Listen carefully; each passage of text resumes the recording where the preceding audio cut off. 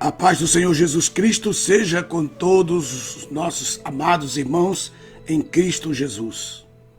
O mundo inteiro, o mundo cristão, o mundo evangélico está de luto por muitas, milhares e milhares de pessoas cristãs que passaram para o Senhor, não somente no Brasil ou aqui nos Estados Unidos, mas notícias tremendas de todos os lugares, da África, da Austrália, da Europa. Quase todas as famílias do mundo estão enlutadas. Sempre há um testemunho, há alguém que trouxe uma palavra e disse: estou em luto. Esses dias me preocupei bastante em trazer uma palavra para os nossos amados irmãos e que acontece, como disse Paulo, para fortalecer a nossa esperança nele. Porque nesse tempo em que estamos vivendo, que ainda não é nem o princípio das dores, quanto mais as próprias realizações dos sinais, dos selos, das trombetas e dos cálices, que muitos vão passar. Mas bem-aventurados aqueles que estão em Cristo. Bem-aventurados aqueles que estão em Cristo. A igreja do Senhor Jesus está sendo arrebatada a priori por doenças, enfermidades, pestilência, mas ela será arrebatada como um todo. E isso está bem claro diante dos nossos olhos, está muito próximo dos nossos olhos. As pessoas que ficarem na terra depois do arrebatamento da igreja e que vierem a conhecer o Senhor Jesus, elas terão 5 condições para poder testemunhar esse grande dia, que é o dia das bodas do Cordeiro. E entre essas 5 condições, uma dos que ficarem, dos que não ouviram falar do Evangelho, daqueles que vão ouvir a pregação dos anjos, aqueles que vão ver o testemunho da morte, que vão receber o testemunho da vida, do tempo, dos sinais, dos milagres, da morte, da ressurreição e da ascensão de Jesus, que será vivenciado pelas 2 testemunhas. Eles terão que passar por essas 5 condições. Mas bem-aventurados aqueles que já agora servem ao Senhor Jesus. E essa 5ª condição vai ser aceitar o batismo literal da própria morte física, segundo o que está escrito em Mateus capítulo 24, verso 31. Mediante a perseverança, como diz aí, a perseverança dos santos, que nem mais, a partir do arrebatamento da igreja, a gente não se fala, não se escreve ou não se lê ali mais igreja, mas sim santos. É muito importante. A morte, nesse período da grande tribulação, fugirá dos ímpios. Veja só que coisa. A morte fugirá dos ímpios. Pessoas sofridas, feridas mortalmente, enfermas, deprimidas, decepcionadas, desejarão morrer nesse tempo e não poderão. Somente os justos que naquele tempo crerem na mensagem que eles ouvirem e derem glórias a Deus, como diz a mensagem de Apocalipse capítulo 14, verso 6, dá-lhe glória, e milhares e milhões de pessoas vão crer nessa mensagem. Mas os justos, esses justos dos quais eu estou falando, passarão pelos sinais, crendo no Criador, rejeitando a doutrina da falsa igreja, que nesse tempo estará sendo a mula do anticristo, rejeitando esse grupo, rejeitando cultuar a imagem da besta.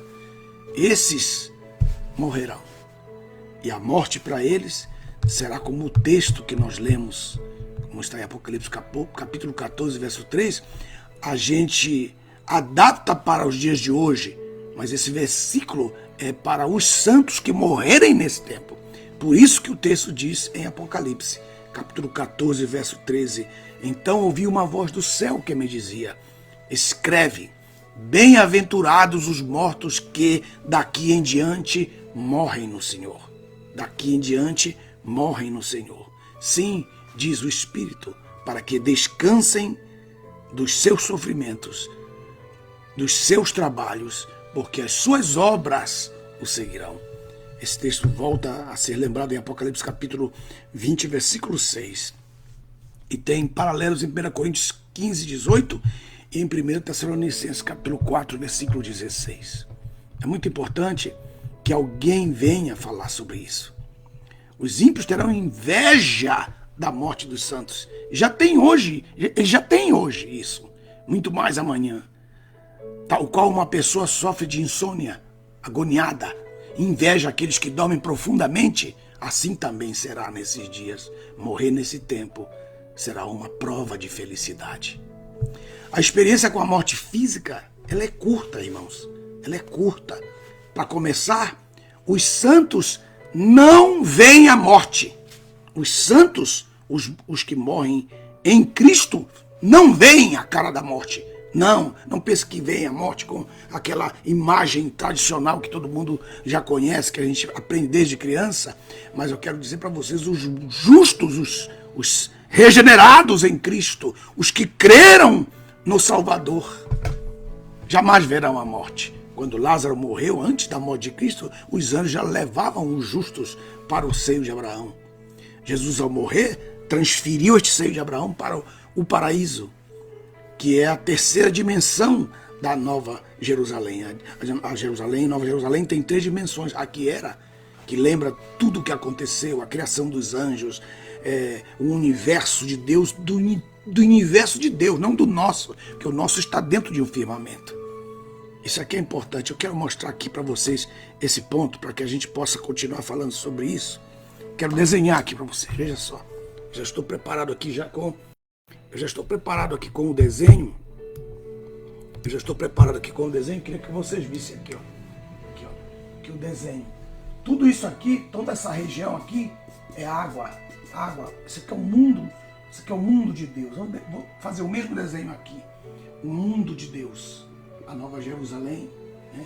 Tudo água, água, água, universo de Deus, tudo água, água, água, todos. E no meio desse universo de Deus, no meio das águas, abaixo, nas águas abaixo, como está escrito em Pedro, né?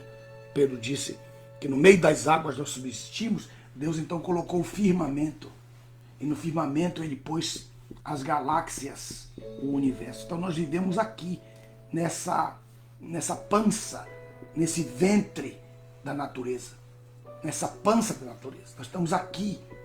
Você nasce aqui, nesse universo, dentro da Terra. Só ampliei mais a Terra aqui. Mas a Terra seria um dos pontos menores desse universo aqui. Então você nasce,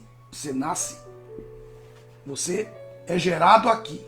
Então a natureza te dá luz, Então você vai para o mundo de Deus. Então você vem para o mundo de Deus. Hebreus, capítulo 12, versículo 22 a 24. Tende chegado ao Monte Sião, a cidade do Deus vivo, a nova Jerusalém celestial. Essa é a mensagem de boas-vindas que nós recebemos quando nós morremos. Então nós passamos por um vale, para nós sairmos desse mundo, nós passamos por um vale chamado regiões celestes. Um vale terrível.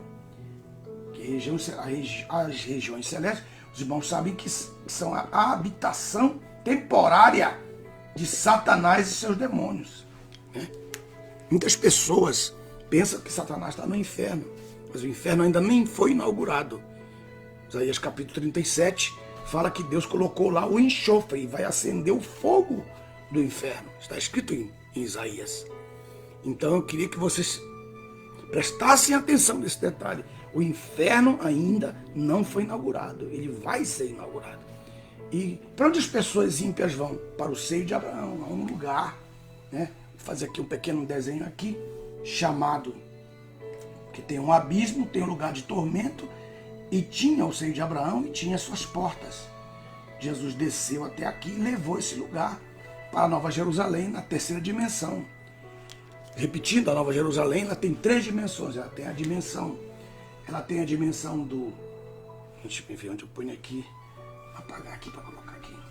Ela tem a dimensão do era, ela tem a dimensão do e ela tem a dimensão do será. Tem a dimensão do será. Essa terceira dimensão é onde está o paraíso. O paraíso está aí. Por isso que durante os selos, a partir do selo, do 5º selo em diante, que os mortos, que são os mártires da grande tribulação, eles vão para debaixo do altar. Por quê? Porque este lugar, o será, que é o paraíso, será selado com a vinda das almas de todos os justos para os seus corpos, para se encontrarem conosco, e nós juntos subimos para para o presente da eternidade. Só pode estar no presente da eternidade quem tem corpo já restaurado, quem tem corpo ressuscitado, como Jesus, como Enoque, né, como Elias, esses que têm os seus corpos já restaurados, e aqueles que subiram com o Senhor Jesus na ocasião da sua ida em Atos capítulo 1, da sua ascensão, daqueles que ressuscitaram na hora da morte de Jesus. Aí você pergunta por que na hora da morte de Jesus aqueles santos ressuscitaram. Aqueles santos ressuscitaram para provar que a partir da cruz Jesus tem as chaves, tem o poder sobre as chaves da morte e do Hades. Não confunda Hades com o inferno. Você pensa que o inferno está inaugurado, que você lê na Bíblia, e o irmão até ignorantemente falou um montão de palavras feias contra mim, dizendo para eu ir ler a Bíblia, me chamou de charlatão, de mentiroso, porque eu estava dizendo que ele estava lendo na Bíblia dele inferno. Então, a ignorância dele, né? A ignorância, a falta de conhecimento, né? Mas isso aí não tem nada a ver. Eu só quero mostrar para vocês. Por isso que eu me dediquei esses 40 anos da minha vida para traduzir, fazer uma tradução mais próxima possível daquilo que foi o original, para que vocês pudessem ler corretamente a Bíblia. Então, mas mesmo assim, as novas versões que estão entrando no Brasil estão colocando a palavra inferno, mas o inferno ainda não foi inaugurado. Quem vai inaugurar o inferno será o anticristo e o falso profeta. Eles vão ficar lá sozinhos por 1000 anos. Depois Deus vai julgar os ímpios que estarão aqui neste lugar que é o lugar de tormento, no Hades. Ele vai julgá-los em um lugar que não haverá na terra lugar para eles, porque será em almas, eles serão em almas julgados. Depois eles vão ressuscitar dos seus corpos e depois serão lançados vivos no inferno, que foi preparado para o diabo e seus anjos, mas os homens, pelo seu pecado, pela sua iniquidade, pela sua transgressão, quiseram ir para lá. E nós estamos aqui anunciando o evangelho para que ninguém que está me ouvindo agora ou vai me ouvir daqui a pouco possa ir para lá, de forma nenhuma. Então isso aqui é muito importante e vocês tenham essa visão. Então a experiência da morte com a morte é muito curta. Os santos não veem a morte. Quando estão se aproximando para morrer, os anjos já vão chegando. Alguns até dizem. Meu pai, por exemplo, ano passado, meu pai avisou. Chama todos os meus filhos, porque os anjos já estão aqui para me levar. Então a experiência da morte física é curta, mas ela é um transporte que nos tira da placenta do mundo. Então esse desenho que eu fiz aqui, né, para todos vocês, esse desenho aqui, esse desenho aqui é muito importante. Deixa eu apagar isso aqui para não confundir vocês. Deixa eu apagar essa parte aqui. Você que está entrando agora, por favor, assista desde o princípio. Então o que nós temos aqui, ó? Nós temos aqui o desenho. Ele está meio assim, meio torto, porque eu tirei cópia em pedaço, que eu me lembrei em cima da hora da aula, senão eu tinha feito melhor. Mas eu já tenho colocado aí para vocês, só vocês baixarem. Então quem é essa mulher que aparece aqui? Essa mulher aqui é a criatura. A criatura que está dentro desse firmamento. Tudo aqui é água. Então a Terra está aqui. Aqui estão as galáxias. Isso aqui parece um espelho, aqui, ó, final, quem chega até aqui, parece um espelho. Por isso que a NASA, quando fotografa o espaço, ela fotografa e ela vê mais e mais galáxias, por causa que o espelho reflete um no outro. Essa imagem reflete aqui, essa reflete aqui, essa reflete aqui, e essa aqui reflete aqui. Isso aqui, por favor, meu irmão, você tem só que ter um pouco mais de inteligência para entender. Tudo isso aqui é infinito, isso tem fim, acaba nas águas. As águas em cima do firmamento e as águas que estão debaixo do firmamento. Gênesis 1, 5 e 6. As águas que estão em cima do firmamento e as águas que estão debaixo do firmamento. Quando houve o dilúvio, não havia água suficiente para poder encher a terra. Então Deus teve que abrir as comportas do céu, para poder, então, haver o dilúvio. Por isso que os cientistas não entendem de onde vem a água. A água que ela veio também das comportas dos céus. Então, como elas não podiam voltar para lá depois, Deus colocou elas nas calotas polares. Elas estão lá. Até o dia de hoje estão aí, nas calotas. Então, isso aqui é importante. Então, nós estamos vivendo dentro desse... Aqui, ó. Nós estamos vivendo dentro essa grande barriga que é a natureza. Nós estamos vivendo aqui. Então aqui você é gerado, aqui, ó. Eu coloquei o óvulo e o espermatozoide. Quando esses dois se juntam, então é formada a alma do homem. A alma é formada aqui. Quando o coraçãozinho bate, primeiro toquezinho dele, já está a vida dentro dele. Nunca mais essa alma morrerá.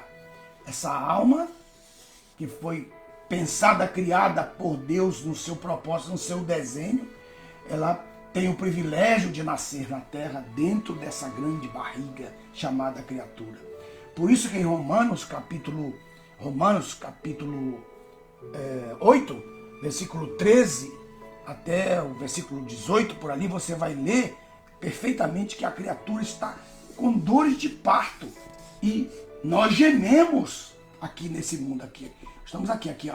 Imagina que aqui é a terra. Estamos aqui nesse mundo. Quando nós vamos buscar o bebê no hospital, você não traz a placenta para casa. Quando você vai buscar o bebê lá no hospital, você não traz a placenta para sua casa. Você deixa a placenta. É a mesma coisa. Quando uma pessoa morre aqui na terra, ela sai do firmamento, então para onde que ela vai? Ela vai para cá, ó. Que eu coloquei aqui, ó. Saindo aqui, ó. Ela vai para onde? Ela vai para o paraíso. Que é a terceira aqui, ó. A terceira dimensão da eternidade. O presente, que é o onde está o presente, porque Deus, o nome de Deus é Eu Sou. O nome de Deus é Eu Sou. O nome de Deus é presente. Então o nome de Deus é presente. Ele está no presente. Então você tem que vir para o presente dele. Todos que morreram, por exemplo, hoje passou para o Senhor, meu querido pastor Antônio Luiz de Freitas. Ontem passou para o Senhor o meu tio Darcy. Anteontem foi enterrado o meu cunhado. Então, ontem passou para o Senhor o Lázaro. Então, todos esses quatro dos quais estou falando, eles foram aqui para essa terceira dimensão do será. E lá eles estão sem os seus corpos. A Bíblia chama a esse tempo, a essa etapa, queria que vocês vissem comigo em 2 Coríntios,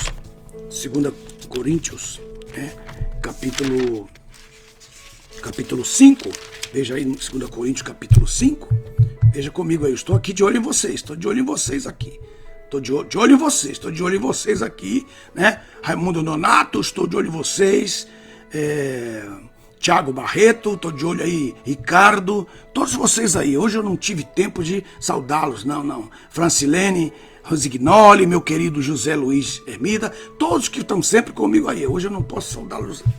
2 Coríntios, capítulo 5. 2 Coríntios, capítulo 5. Anete, eu vou ter que falar em público aqui, mas não tem jeito, eu vou ter que falar. Traz o meu sapato, o outro sapato para mim, porque eu tô com muito frio nos meus pés. Ok? Muito bem. Já traz com o cadastro desamarrado. Ok, então. Capítulo 5, versículo 1 de 2 Coríntios. Porque sabemos que se a nossa casa terrestre, marca aí casa terrestre, é o seu corpo, esse tabernáculo for desfeito, este tabernáculo, né? É que a casa for desfeita, temos de Deus um edifício, quer dizer, um corpo, um edifício, casa não feita por mãos, eterna nos céus. Então Deus preparou um corpo, que está lá em 1 Coríntios, capítulo 15, 1 Coríntios, capítulo 15, versículo 42 e 43. Verso 2. E assim, neste tabernáculo,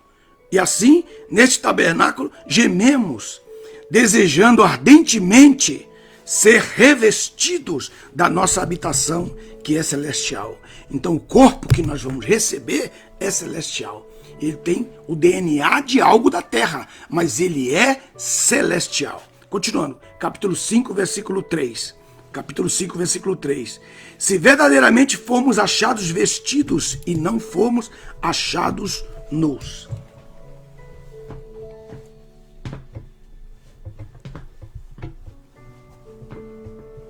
Obrigada.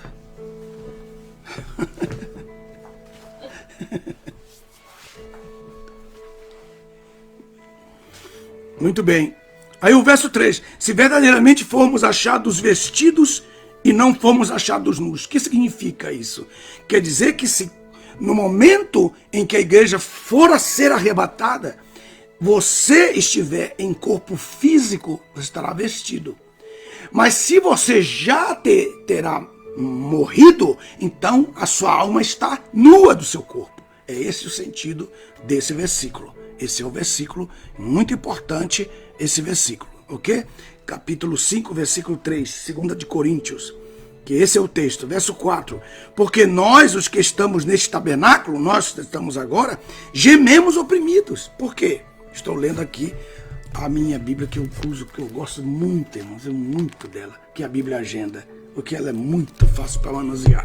E também, igual a ela, é a Bereana. As outras são todas explicadas e aí é mais complicado para você estar dando aula com ela. Então, veja só.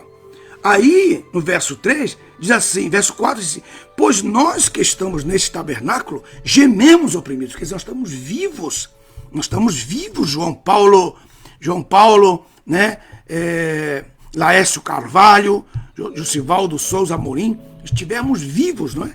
Porque nós os que estivemos neste tabernáculo, gememos oprimidos, porque por causa de enfermidade, por causa de tantas coisas. Eu disse que foi uma chance que Deus deu para nós, porque nós fomos tentativas de um protótipo. Quando Deus estava criando o protótipo, criando a imagem original do corpo para o seu filho, ele foi criando vários ensaios, foi fazendo vários ensaios. Nós éramos um desses. Por isso, todos que nascem na terra têm um defeito. Não tem nenhum só que não nasça com um defeito. Nenhum. Por quê? Porque nós temos que procurar ser conforme a imagem do seu filho. A imagem. Romanos capítulo 8, versos 29 e 30. Até que cheguemos à imagem do varão perfeito. E isso requer um tempo de vida nesta grande barriga chamada criatura no firmamento. Então, nós gememos oprimidos, dificuldades, dores, tribulações, angústias, tribulações em todos os sentidos, porque não desejamos ser despidos. Porque Deus colocou em nós o desejo de não querer morrer. Ninguém quer morrer. Ninguém deseja morrer. A gente diz assim, o irmão foi para o céu. está com Cristo, mas sente uma dor. Ficou a placenta dele. A gente enterra a placenta dele. A gente até fala, mesmo sem saber que ele não está te ouvindo ali, né? Fala, porque está ali. Lamenta, porque somos humanos, né? Mas ali está só a placenta. O menino mesmo, a criatura mesmo, que era a alma, foi embora para a terceira dimensão da Nova Jerusalém. É muito importante que vocês aprendam isso. Muita gente gostaria de saber isso. Isso é um privilégio. Você e eu estamos lendo esse texto e sabendo para onde que nós vamos. E aí, então, não desejamos ser despidos. Verso 4, aí diz assim, mas sim revestidos. Quer dizer, nós queremos aguardar a sua vinda e nesse momento sermos transformados. Não abrir e fechar de olhos. A transformação será não abrir e fechar de olhos. 1 Coríntios capítulo 15, versos 42 e 43. Não é o arrebatamento. Os nossos mestres do ano passado, né, que com todo carinho eu falo isso, não criticando nenhum deles, de jeito nenhum, porque cada um viveu a sua época, cada um tem sua honra, cada um tem sua glória, mas nossos mestres no passado passaram como se fosse verdade para nós. E todo mundo diz que o arrebatamento vai ser no abrir e fechar de olhos e tal, né? Mas não vai ser. Não vai ser. É a transformação dos mortos. Será num piscar de olhos. Leia direito o texto. Então você não quer de maneira nenhuma ser despido, quer dizer, morrer, ser sepultado, que a sua alma vá para essa terceira dimensão aqui, ó. Aqui você sai aqui, ó. Sai da natureza, sai da criatura e nasce. Por isso eu digo, você não morre, você nasce. A placenta fica na terra e você vai para o paraíso. E lá no paraíso espera a ressurreição. Por isso que eu coloquei a volta aqui, ó, o desenho voltando, ó. Desenho voltando. A sepultura e depois você aqui, ó. Olha você aqui, ressurreto, né?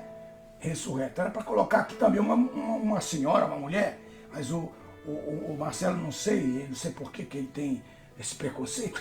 É brincadeira, Marcelo, é brincadeira.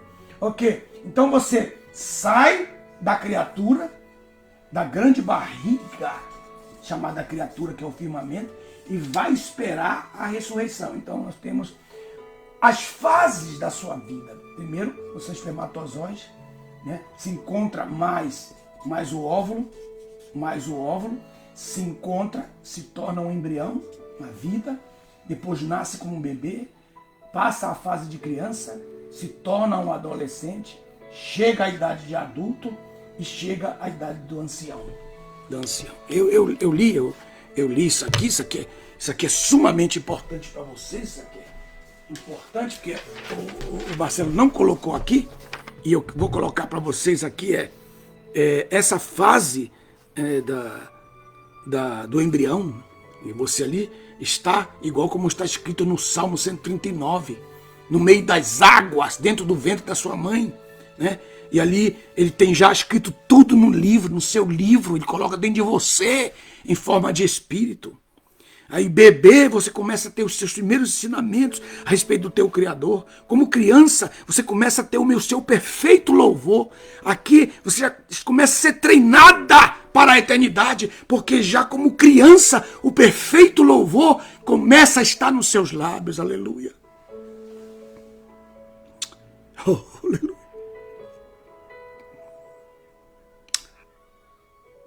E na adolescência você começa então a conhecer os mistérios de Deus. No período adulto você tem plena convicção de que Ele é o teu Salvador e o serve com tudo que você tem direito para que Ele seja digno. Até você chegar à sua ancianidade. Quando você chega na sua ancianidade, então você já começa a dar conselhos de grandes experiências, se preparando para ir para a sua casa eterna. Como Jacó. Jacó estava lá no Egito.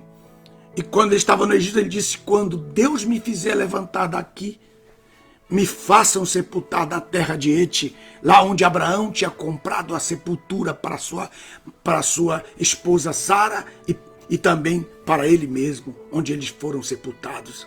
Então eles foram em grande cortejo, atravessaram todo o deserto do lado oriental, entraram entre os cananeus e sepultaram Jacó. Jacó agora está lá. Por que ele está lá? Para atrair para si os seus filhos. Quando os nossos parentes, nossos pais, nossos familiares vão embora, eles estão nos atraindo para que nós não fiquemos aqui neste mundo. A Bíblia fala que quando as tribos começaram a entrar pelo lado oriental, que elas começaram a entrar pelo lado oriental por trás de Moabe, né? Por trás de Moabe, então diz a Bíblia que as duas tribos, a tribo de Manassés e as outras tribos que acompanhavam, estavam as mais velhas, os filhos mais velhos, eles disseram: nós vamos ficar aqui, nós não vamos atravessar o Jordão. Então houve uma ira muito grande entre os próprios irmãos, de tal maneira que os sacerdotes vieram a falar para eles, e Josué e todos que estavam ali: não, senhor, você tem que atravessar o Jordão, lutar em favor dos seus irmãos do outro lado do Jordão. Todos temos que passar para o lado do Jordão. Não adianta você querer ficar aqui do lado de cá, que é o lado A, é o lado da terra, é o lado da humanidade, é o lado da carnalidade, é o lado da vaidade, é o lado da ostentação, é o lado do orgulho, o lado da presunção. Esse é o lado que Manassés queria ficar. E então eles disseram: não, você vai ter que passar o Jordão. Todos temos que passar o Jordão. E mesmo que você não morra, vai ter que passar pela transformação. Mas todos nós, nessa transformação, estamos passando pelo Jordão. Esse texto é tão tremendo, irmãos. Ele fala assim: você chega a essa fase que é a sétima de ancião, ou a fase da fatalidade. A fase da fatalidade. Veja só que coisa, que alguns morrem fora do seu tempo, alguns morrem prematuramente, alguns morrem como muitos estão morrendo agora. Tudo, porque foi Deus que levou, Deus que levou, Deus que levou, foi Deus que levou, Deus permitiu isso.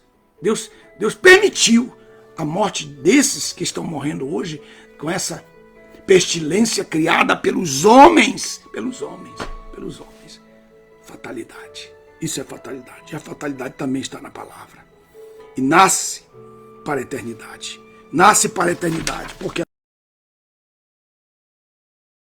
outra vez o desenho, aqui, ó, ele sai dessa grande barriga chamada criatura. E então ele vai para o paraíso, que é a terceira dimensão da eternidade. Aí eu coloquei os números, ó, 1, 2, 3, 4, 5, 6, 7, 8. Paraíso 8. 9 ele desce, que ele está descendo para a sepultura. 9. E aqui tem um 10. É o 10. O 10 está por aí. O 10 está por aqui, que é o 10, que é a nossa transformação. Esse aqui é o que está acontecendo agora. Isso que está acontecendo hoje. Eu queria que vocês compreendessem tudo isso de uma forma bem clara, que alguém pudesse ter a alegria de dizer: eu realmente tenho visto isso. Então, mas tem um outro lado muito importante sobre a questão da morte. Quando as pessoas saem daqui, elas saem daqui porque elas estão saindo por causa de crime, né? Por causa de um destino, porque eles tiveram um destino triste, né? E morreram no tráfico, morreram pelo crime, morreram com pessoas más, como líderes, governadores maus, pessoas más de coração, e toda a sua prole também, como nós estamos vivendo agora em muitos lugares do mundo. Estes morrem para a vergonha eterna. Esses não vão para o paraíso. Esses vão para baixo, eles vão para o lugar de tormento, já experimentar o fogo, vão experimentar um avant-première daquilo que vai ser o inferno ainda no futuro, depois dos seus julgamentos. Isso aqui é muito importante. Se não provém do vício, se não provém do crime, se não provém da vergonha eterna, então eles vão para o paraíso. Isso aqui é muito importante, pois isso aqui, quando nós recebemos o Senhor Jesus como o Senhor e Salvador da nossa alma, o nosso espírito humano, não confunda espírito com alma. A alma é a personalidade, a alma você é a pessoa e não o espírito. O espírito é a comunicação, foi os que soprou para você poder ser uma alma vivente. Seu espírito volta para Deus, porque ele é de Deus, ele pertence a Deus, ele foi dado a todos os homens para que os homens não tivessem como se justificar. Ah, mas eu nunca conhecia Deus, Deus colocou o espírito humano, a parte de Deus, com todos os seus mandamentos, todos escritos ali. E como é que eu sei disso? A Bíblia diz em Gênesis capítulo 26 que Abraão obedeceu os seus mandamentos, seus preceitos, seus estatutos. Mas como? Se isso só foi dado lá em Êxodo capítulo 20, foi dado por Moisés, é porque quando nós nascemos, Deus já coloca os seus preceitos, seus estatutos gravados dentro do nosso espírito. E nós ouvimos a voz da consciência que é do espírito ou não. Que o espírito nos avisa, não vai te meter aí, rapaz.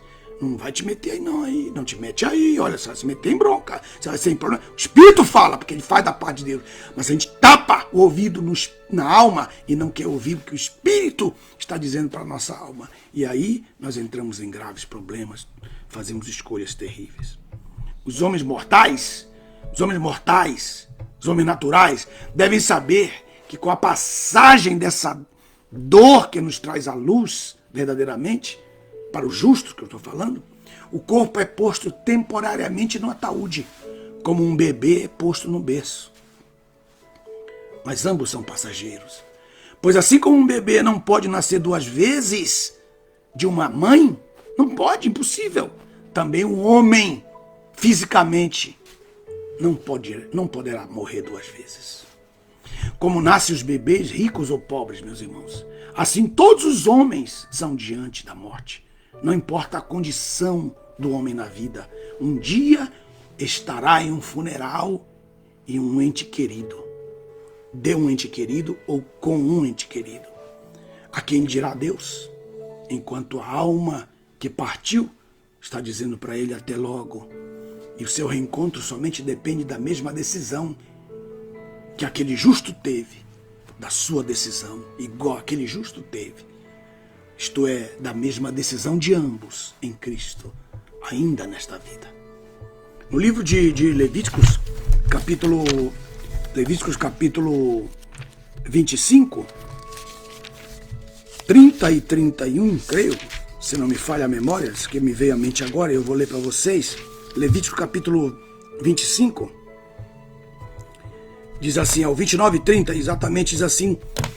Queria que vocês lessem, é muito importante que vocês abrissem a sua Bíblia e lessem comigo esse texto. Esse texto é importantíssimo, importantíssimo, muito importante. Amém? Obrigado pela audiência extraordinária que vocês hoje estão dando ao nosso Deus, a palavra de Deus, a Ele que merece.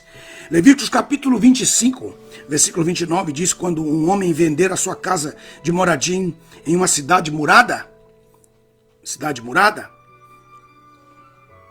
terá 1 ano a partir da data da sua venda para resgatá-la. Durante 1 ano inteiro terá o direito de resgate. Daqui desse texto, que é Levítico capítulo 25, deixa eu colocar aqui no quadro para vocês verem aqui.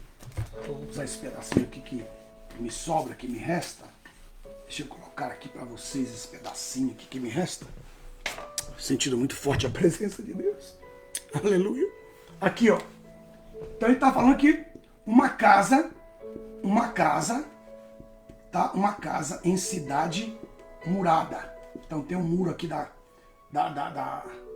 tem um muro aqui da cidade, da casa, aqui tem um muro, né? Aqui tem um muro, cidade murada.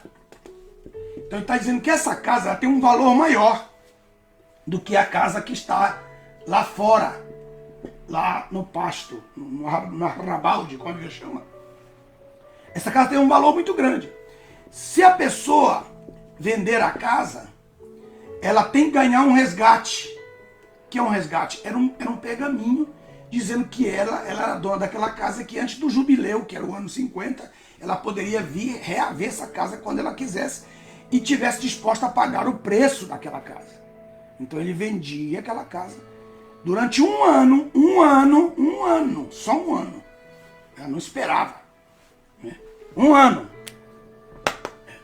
Que era diferente de um escravo, de um boi, de uma casa, de uma propriedade, de campo. Uma casa numa cidade murada, é diferente. Ok, é aí que eu quero. Então, automaticamente, ele tinha só um ano de resgate. Esse ano era chamado de ano aceitável. Ano aceitável. Que ano aceitável? O ano aceitável do negócio. Do negócio do resgate. Esse é o sentido. Então ele tinha um ano para resgatar. Se passasse aquele ano, por exemplo, o ano inteirinho de 2020 passou, aí você viesse no dia 1º de janeiro de 2021, não podia mais resgatar, porque tinha só o ano aceitável. Por isso que você tem lá em Isaías capítulo 61, que o Jesus ressuscitou dentre os mortos, para apregoar o ano aceitável do Senhor. Voltando aqui para frente, estão mostrando aqui, o ano aceitável era o ano que você, em vida, no seu corpo físico, você tem para poder resgatar a sua alma. E quem é essa casa? A casa é a alma. E o muro é o quê? O muro é o corpo. Então, enquanto essa casa está dentro desse corpo, enquanto você está vivo nessa terra, você tem direito ao resgate que foi pago pelo Senhor Jesus Cristo. Então, você tem direito nesse resgate. Então você, agora em vida, antes que venha o juízo, você tem direito a clamar pela sua salvação, que foi paga já. Porque o mundo, eu sempre digo, não será condenado porque é pecador. Porque não é o pecado ou não pecado agora que vai te levar para essa terceira dimensão.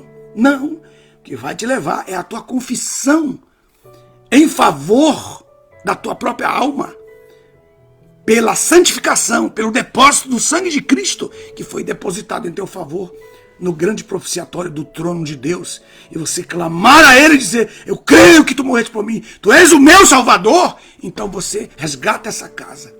E diz o texto no capítulo 25 de Levítico, verso 30, mas se durante esse ano a propriedade não for resgatada, isto é, mas se esse tempo de vida, a sua alma nesse muro do corpo não for resgatada, a casa que estiver na cidade morada será dada para sempre como propriedade àquele que a comprou, isto é, Satanás.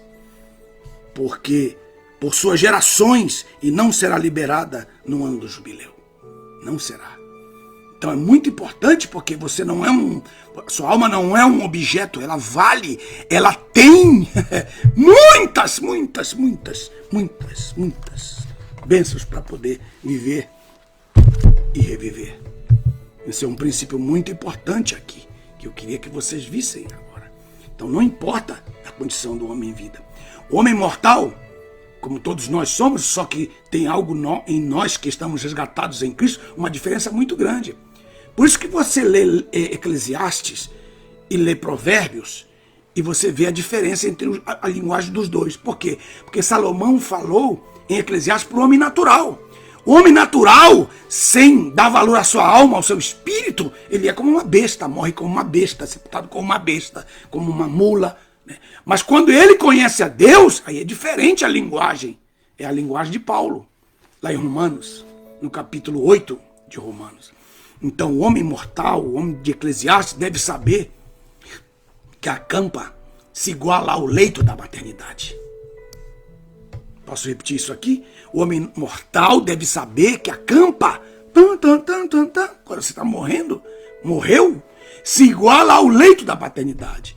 Pois quando o bebê nasce, sai do ventre um ser que dormia bem, que na vida humana passa a dormir mal. Veja só que coisa. Assim é o contrário. Um bebê que dormia mal no ventre da natureza e agora passa a dormir bem, passa a descansar bem. É o contrário. E entre a maternidade e a morte, geralmente, a primeira traz doces lembranças, mas a morte, poucas doces. Muitas amargas e poucas doces. Os homens devem saber que a maternidade é lenta e a morte é rápida. A maternidade revela o caminho aos homens ímpios. Veja só. A maternidade revela o caminho aos homens ímpios também, pois a morte lhes mantém na incerteza eterna. Somente o Criador sabe para onde eles vão, mas eles sabem que não lhes esperam flores. A hora da maternidade é cheia de fé, mas na hora da morte é duvidosa. Nenhum homem, somente os que estão em Cristo que têm certeza. Mas nenhum homem natural pode escapar da morte. Pois ainda que a maternidade não seja para todos os embriões ou fetos, a morte é para todos os homens. Muito embora a natividade nos faça mortais, a morte nos torna imortais. O homem justo consuma a sua obra, meus irmãos. O homem justo consuma a sua obra, mas a morte surpreende o ímpio. Os anjos nos levam, mas a morte surpreende o ímpio no meio de suas maiores esperanças. Na verdade, a morte é má para o ímpio, é um castigo para o ímpio. Ela é má para o ímpio, um castigo para o ímpio, mas também para nós, os justos, é um castigo que nos traz a paz. Aleluia! Um castigo que traz a paz para o justo. Os cemitérios não são donos de todos os cadáveres, meus irmãos. Muitos morreram no mar, outros morreram nos desertos. Nem todos os cemitérios, todos os cemitérios não têm todos os mortos, não têm poder. Por isso que a Bíblia diz que o mar dará os seus mortos. O mar, muitos morreram no mar. Por que o homem teme a morte? Por quê? Porque ele não recebeu a vida durante a vida. E quem tem a vida durante a vida não teme a morte, jamais verá a morte. Jesus disse que aquele que crê em mim terá a vida eterna, jamais morrerá, jamais morrerá. Qual é o sentido? Que ele não passará pela morte, ele nasce. Então, o que aconteceu com todos esses nossos entes queridos de todas as nações da terra e todos os lugares das nossas nações? Por que o homem teme a morte? Deve ser porque ele tem medo da dor e ciúme dos bens que deixará a outros que jamais labutaram por tais coisas. Por que os homens temem a morte? Se todas as noites nós ensaiamos, cada noite, cada madrugada que dormimos, nós ensaiamos a morte representada pelo sono. Dali nós vamos e no sono nós vivemos uma outra vida. Muito melhor do que um sono, a vida que nós passamos a ter depois que nós nascemos desta grande barriga chamada natureza. Mesmo ensaiando o seu estado, os homens naturais não se preparam para a morte, a não ser quando ela já está presente. Mas o justo sonha com a sua cidade eterna e apregou a sua partida, porque ele não teme a morte, pois nunca deixará de existir, embora deixe de conviver com os seus somente temporariamente. A morte não é uma dificuldade para os que já são eternos em vida terrena. Aleluia! Mas é uma barreira para os que amam o mundo. E por meio de falsos cultos, que tentavam aproveitar-se dela para visitar a eternidade, querendo depois voltar ao perene. Os homens ímpios devem saber que a morte não é a solução para os problemas humanos insolúveis, nem é um consolo imediato, pois com ela acabam chafurdados dos problemas eternos, porque querem matar para ter, querem invejar para ter, querem tirar alguém do seu caminho para poder, de uma forma transgressa, tomar aquele lugar, depois ter dor de consciência, depois passar por dores, insônias, porque só fizeram mal. Os homens naturais precisam saber que cada instante a vida dá um passo para a morte. Mas para os justos que estão em Cristo, cada instante a vida humana dá um passo para a vida eterna. E somente os justos podem entender isto e crer nisso. Os homens naturais, meus irmãos, necessitam saber que na hora da morte deveríamos chorar apenas pela morte do ímpio, pois os justos estão em perfeita comunhão com a vida eterna e suas recompensas, embora estejam invisíveis para nós, para os nossos olhos, para todos que estão neste mundo, estão ausentes para sempre do sistema do mundo e estão vivendo verdadeiramente o reino diante de Deus. Os homens naturais deixam saudades em alguns e logo são esquecidos, mas os homens justos, abençoadores da humanidade, deixam conhecimento. A morte deles é apenas um lampejo para a eternidade. Jesus os recebe. Jesus, dá licença, por favor, que esse aqui eu quero receber. Dá licença, dá licença. Os anjos fazem aquela fila indiana. E ele entra. Meus irmãos, isso aqui é muito sério. A morte deles é apenas um lampejo para a eternidade. Porém, os seus frutos se esparramam na vida eterna. Pois somente assim a geração dos invejosos investiga seus estudos. Porque durante a vida, não vale nada. Durante a vida, é um louco. Durante a vida, é uma doida. Depois que morre, deixa eu ouvir sua música. Deixa eu ouvir sua canção. Porque agora já não tem mais a inveja que os separa. Os homens naturais temem a morte porque, embora a morte seja definitiva apenas uma vez, a morte, assusta o homem natural muitas vezes. Tenho que repetir isso. Os homens naturais temem a morte porque, embora ela seja somente uma vez, só aconteça uma vez, ela os assusta muitas vezes. Entre o justo e o ímpio há uma grande diferença. O ímpio acaba morrendo 2 vezes, porque não quis morrer uma vez para este mundo e viver para Cristo. O homem não morre por culpa de sua última enfermidade, nem morre por causa das injustiças que sofreu. Morre porque deve nascer para a vida eterna, longe ou perto do seu Criador. São bilhões de pessoas que já partiram desse mundo, e somente algumas voltam para comunicar-se, ou voltaram para comunicar-se com os homens a respeito dos seus benefícios. Nós temos Jesus Cristo, Elias, Moisés, Enoque e alguns santos. Aqueles que entraram na cidade, lá em Mateus capítulo 27, verso 51 em diante. Mas logo eles voltam para a sua vida original, pois este mundo nem se compara, de forma nenhuma se compara.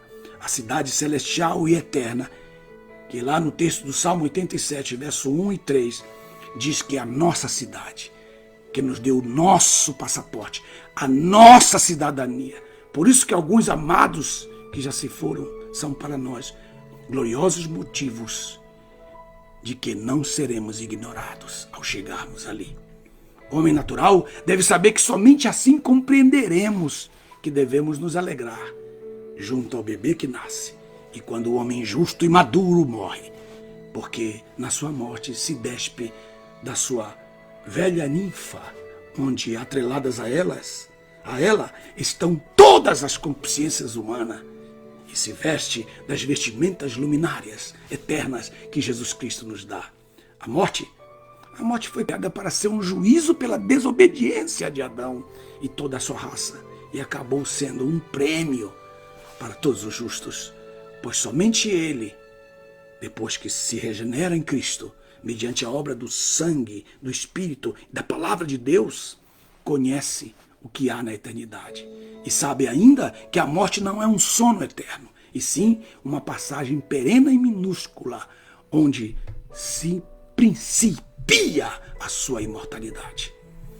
Os homens ímpios inconscientemente correm atrás da morte porque não sabem conviver com a disciplina da vida. Porquanto não deixarão lembranças que possam ser imitadas, mas cometerão atos pelos quais verdadeiramente se deve chorar. Neste mundo, seria uma maldição viver eternamente, segundo a sua atual condição, principalmente se alguns fossem imortais e os demais fossem mortais. Especialmente se amássemos os... Isso aqui é muito sério, isso aqui é importante. Deixa isso aqui. Principalmente se alguns fossem mortais e os demais fossem mortais. Eu lembro disso quando eu vi aquele filme, O Homem Bicentenário. Devem assistir esse filme e vocês vão entender muito do que eu estou dizendo agora.